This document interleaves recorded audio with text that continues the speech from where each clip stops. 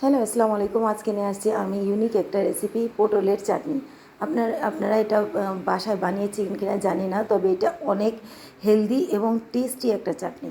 তো এই unique recipe চলুন দেখি আমি কীভাবে বানাই। এটা ভাতের সাথে, আপনি পরোটার সাথে কিংবা রুটির সাথে, যে কোনো কিছুর সাথে ইজিলি আপনি এই পরোটাটা খেতে পারবেন এবং অনেক টেস্টি। আপনি ট্রাই করে দেখতে পারেন। তো আমি এখানে নিয়েছি পটল। তারপরে এখানে যারা ডায়েট করছেন তাদের জন্য কিন্তু অনেক ভালো একটা রেসিপি লালাটার সাথে। তার এখানে নিয়েছি পটল, তারপরে নিয়েছি এই পটলগুলি সিদ্ধ করে নিয়েছি।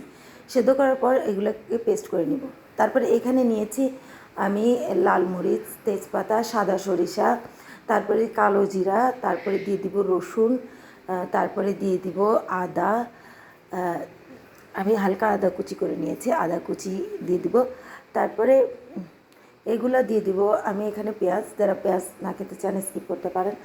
তো এখানে আপনি পাঁচফোড়নও দিতে পারেন। তারপরে এটা দিয়েছি কাঁচামরিচ আর ধনেপাতা।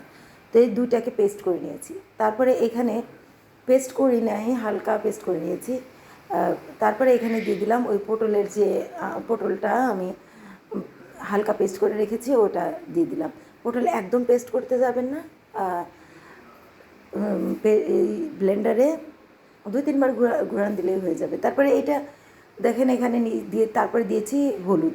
হলুদ দিয়ে তারপরে আপনি বেসিক আরও মশলা দিতে পারেন। আমি বেশি মশলা ইউজ করি নাই এই চাটনিতে, হালকা মশলা ইউজ করেছি। তাই এখানে দেখেন আমি কতটা মজাদার লাগছে এইটা।